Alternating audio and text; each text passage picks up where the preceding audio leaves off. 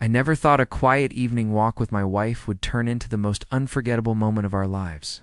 We were just strolling down our own street, hand in hand, the way we've done for years. My wife, Maria, was wearing her jacket and jeans, and clipped to her belt, barely visible, was her legally holstered sidearm. It wasn't even drawn, not even touched. It was just there, like it always was when she left the house. But suddenly, from across the street, came that sharp, shrill voice everyone in the neighborhood knew all too well. You. Yes, you. You can't walk around here like some kind of outlaw. It was Karen, the HOA president, who had made our lives miserable for months. She stormed out of her yard, pointing at Maria like she had just seen a criminal. She's carrying a gun. Karen screamed. This is a safe neighborhood. You can't bring your weapons here. I'm calling the police right now. I could feel my wife's hand tense in mine, but Maria's face stayed calm, composed. She didn't argue. She didn't even flinch. Instead, she whispered to me, "Let her do what she wants. Truth will stand on its own." Within minutes, sirens filled the air. The flashing red and blue lights reflected off the windows of every house on our street. Neighbors peeked out from their curtains, whispering, waiting for a spectacle, and Karen, standing there with folded arms, looked smug like she had finally caught us in some crime we didn't commit. I remember my heart pounding in my chest as three officers stepped out of their squad car, hands resting near their holster. The officer's eyes flickered to Maria's belt. His hand twitched just for a moment, but before he could even speak, Maria calmly reached into her purse and pulled out a small leather case. With steady hands, she flipped it open. The golden glint of the badge caught the light of the patrol car's headlights. United States Federal Agent, she said quietly but firmly. My firearm is fully authorized. Do you have any further questions, officer? The silence that followed was deafening. Karen's jaw literally dropped. She had been expecting handcuffs, a takedown, something dramatic. Instead, the officer froze for a second, then straightened his posture immediately. Yes, ma'am, the officer replied, his tone now respectful. He glanced at his partners, who quickly nodded in recognition. Within seconds, the tension shifted. Instead of suspicion, there was respect. Instead of hostility, there was deference. Karen, however, couldn't stop herself. This is ridiculous. She's dangerous. She's waving guns in public. Maria turned slowly toward her eyes, calm but sharp. Karen, she said, her voice steady, I've never once threatened you or anyone else here. I've walked this street peacefully for years. The only person disturbing this neighborhood's peace tonight is you. The officer cleared his throat.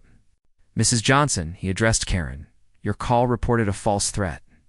This woman is a asterisk. We sat on our porch in the cool night air. The flashing lights were gone, the neighbors had retreated, and the world felt strangely still. Maria leaned back, exhaling a long breath, as if releasing years of tension all at once. You know, she said softly, people like Karen don't scare me. Not anymore. But what hurts is how quickly people assume the worst. They don't see me for who I am. They just see a gun. I reached for her hand. I see you, Maria, and tonight, everyone else did too. That salute. It meant something. She nodded, her eyes glistening. Do you know why I keep carrying?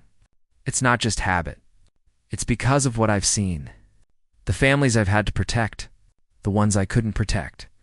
Every time I holster that firearm, it reminds me that safety isn't guaranteed. It has to be defended. For the first time in years, I saw her walls crack. A single tear slipped down her cheek. I never told you this, but there was a case, a family. They didn't make it. And no matter how many times I replay it in my mind, I can't change it. That's why I'll never take off this badge. Not until the day I can't walk anymore. I pulled her close, my chest tight with emotion. Maria, you've done more for this country, for families, than anyone will ever know. You don't carry that weight. The knock on the door was sharp, impatient. When I opened it, there stood Karen, her eyes swollen, her face pale. But in her hands wasn't a clipboard or a complaint form. It was a plate of cookies. I came to apologize, she muttered, her voice trembling.